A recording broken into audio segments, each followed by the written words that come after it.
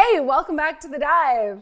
Today on the show, we're joined by Florian Grummes from the Midas Touch newsletter. But before we get into it, why don't you give that subscribe button some love?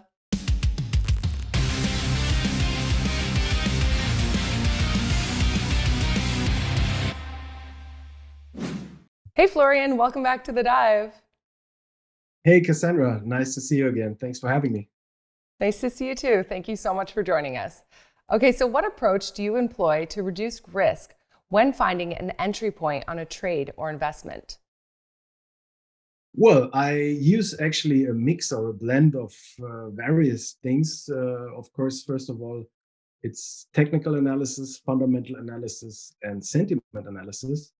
And I use fundamental analysis to, first of all, understand the big picture, the macro picture, so to speak. So in the current case, or currently it is since actually 1.5 years, I'm saying this, a cracker boom, central banks all over the world printing like crazy, expanding the balance sheets, and therefore creating currency out of thin air. So everything will become more expensive. Very simple. That's the macro picture. And then I also use fundamental analysis to do my due diligence when it comes to single stocks. So, for example, looking at the management, looking at their track record, figuring out if there's any institutional investor on board of the company, looking at the balance sheet, looking at jurisdictions when it comes to mining stocks, for example, looking at geology, very important in the resource sector, of course. So that's quite a wide range of fundamental analysis. And the other thing, of course, is technical analysis. I think it's the most important for me because my mantra is really the one and only principle that works in the markets when it comes to trading and investing, which is you need to buy low and sell high. There is no other way around.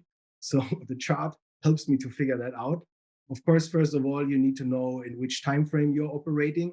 If you look at a 1 minute chart and you are a day trader, you have a different answer from the technical analysis than if you're a long-term investor. You should then look on a weekly and monthly chart and figuring out if the market is high or low. So that's basically the main approach from technical analysis. And then the sentiment analysis is, yeah, it's basically the king's discipline because you get only very few signals per year in any market.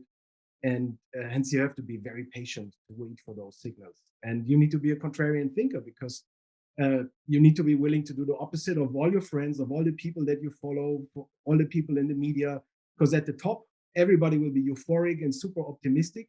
And at the bottom, everybody will freak out and be panicked and fearful. And at those certain specific points or moments, you need to do the opposite. And you need to wait for that. Because as I said, usually those extremes and sentiments show up 1 to 3 times every year in any market. So that's basically what I'm doing. Yes. Okay, so let's talk about silver for a moment. What are your thoughts on the industrial properties of silver in comparison to its worth as a precious metal investment? Well, silver, in contrast to gold, has a strong industrial demand or use case. No?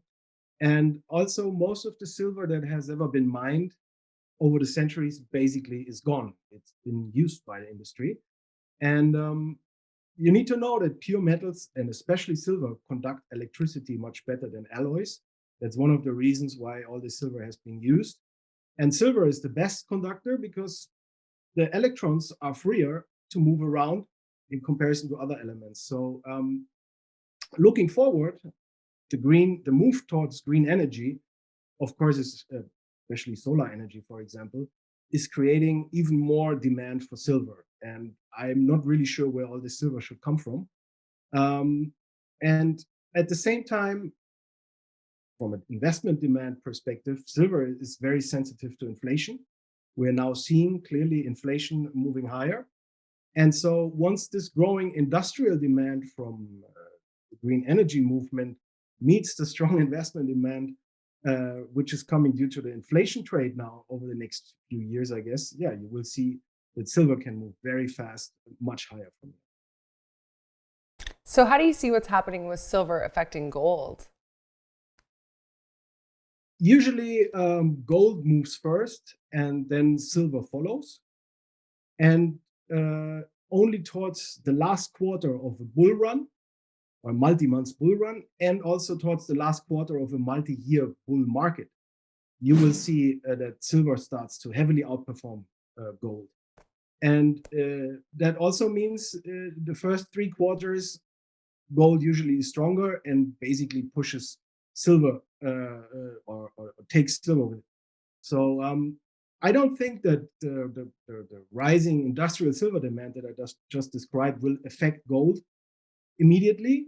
But of course, towards this last quarter in a bull run or in a bull market, a spiking silver price will affect gold. But we're not there yet. People have to wait, and I assume it will take at least a few more months, probably a year or two, until we are in such a setup again. So do you think the new Basel III regulations have the potential to disrupt gold futures trading? It's a difficult question. I mean, I've been saying that the Basel III regulation will have an impact on the gold market, and it will gradually, over at least a year or maybe even 3 years, step by step, lead to higher prices, because it will create more physical demand from the institutions. But I also said this doesn't have an immediate effect. And I think so far we've seen over the last few weeks there has nothing changed in the market. So it could be that it step by step disrupts it, but I don't think so. I think it will just create more physical demand, and this over time gradually. Mm-hmm. So what do you think needs to happen to take gold and silver to new all-time highs? Well, the correction that we are in since last August needs to end somehow. We are obviously still in it. Gold went to $2,075 last summer, early August actually, and now did a double bottom in March at 1676. Did a nice recovery until early June and then has come back, and now it's somewhere in between. We're running into a triangle. I think gold needs to take out this 1950 resistance zone, and then it will still take a few more months until it can break sustainably above it to a new all-time high. So yeah, I think that the bulls, first of all, need to gain confidence again that we're still in a bull market. Gold needs to confirm the higher lows, and then also at some point over the next few months do new higher highs, and then I think everything looks good. But right now we are somewhere in a neutral range. We're, as I said, in a triangle. I believe it's going to break to the upside. Usually the summer season is high summer, midsummer is usually a good window for gold and the precious metals. So I'm actually pretty optimistic for the next 2-3 months. But overall, we also have a little bit of a risk-off trade in the markets right now. So I think, yeah, gold bugs need to be patient once again. Mm-hmm. Yep. Okay, so let's have a look at Bitcoin. For the first time in a month, Bitcoin drops below the $30,000 level. Do you see this as a major support that, if breached, might lead to additional losses? And do you think large falls from here have the potential to shock the cryptocurrency market and fuel a larger flight from risk assets like stocks? Well, I mean, right now we can say this $30,000 level has held once again. And we've seen actually a nice short squeeze in Bitcoin over the last 2 days. So I mean, I was surprised. We just talked about the sentiment analysis, and I think you had one of those inflection points when it comes to sentiment in the cryptocurrency or the Bitcoin market, because the mood was so bad out there and so negative and so pessimistic over the last few weeks. And still, I mean, the bears couldn't make really big progress to the downside, but you can be sure that many people shorted Bitcoin. And now this thing didn't continue to fall, and then it turns around and suddenly everybody has to cover. And here we are already $3,000 higher within 2 days. And I think this short squeeze has legs. I think we're going to 40K in the short term over the next few weeks. Not sure if the larger correction is already over. Of course, you're right. If the $30,000 support really breaks on a weekly close, it will drop lower. And we have still this open gap in the Bitcoin future at 24,500. So this needs to be considered in the let's say the next few months or maybe half a year. There is still a good chance that we close this gap. But right now, for the short term, I'm actually pretty bullish, because I think sentiment has been way too pessimistic. and it's now time for a bounce and a short squeeze in Bitcoin. And we also have an open gap around the $49,000. So I wouldn't be even surprised if we maybe close that gap first. Overall, I guess we're moving sideways somewhere between 30 and 50K over the next few months. Mm-hmm. So we often hear that Bitcoin or Bitcoiners are the new gold bugs. How much thunder do you think Bitcoin has stolen from gold? It did steal, of course. Some of the money went into Bitcoin, which would have otherwise gone into precious metals. But I've been always saying they can coexist, and I've been also always saying you want to have both. I believe that Bitcoin is unstoppable, but then again, nobody knows the future. And you want to also own something that works without electricity, without free internet, and that also doesn't leave any traces, and that is physical gold and silver. So I really like the combination of those two.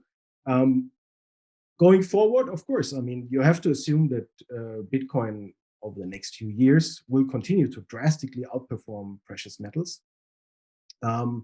And of course, that also will take away some of the investment demand in the precious metals sector. But again, I think they can coexist. Mm-hmm. So how has China's regulatory crackdown impacted Bitcoin, as well as development in central bank digital currency projects? Well, I mean, I think it's no doubt or no secret that the crackdown in China basically forced many of the Bitcoin miners to stop their operations. They needed to sell their equipment. They needed money. They sold some of their Bitcoin inventories. But I think that over the mid to longer term, this is a very positive development, because just a few weeks ago, you would also always hear critics that most of the mining is not really decentralized, but it's very centralized in China. Now, if all these miners leave China, and it looks like many of them move to the States, to Texas, but also to other places in the world, I think it will actually improve the network, the Bitcoin network. And hence, I think mid to longer term is a very positive development. And yes, you hear more and more talks about the CBDCs, the central bank digital currencies. I mean, we all know that bureaucrats are not able to come up with any solution that is in any form competitive to a solution that came from the free markets. So I doubt that in the longer run they will be successful without force, and that's actually what I'm afraid that will happen at some point. You see how centralized states behaving and acting. You just have to look to Cuba, what's going on there right now.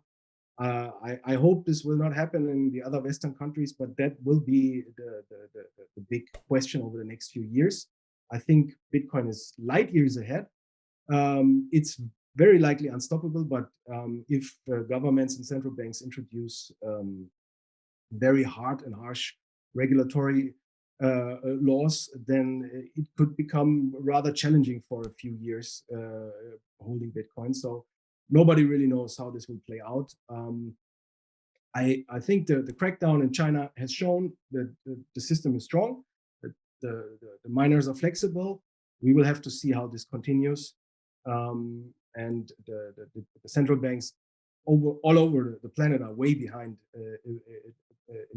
Bitcoin. So I'm not too worried in the short term, but it has to be clear that this is still a dangerous setup for Bitcoin.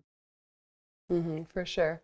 Okay, well, thank you so much for joining us and giving us some great updates, Florian. Thank you. You're welcome. Thanks. Thanks so much for tuning in today. We'll be back again tomorrow with more great content, so you might want to hit that notification bell to be alerted.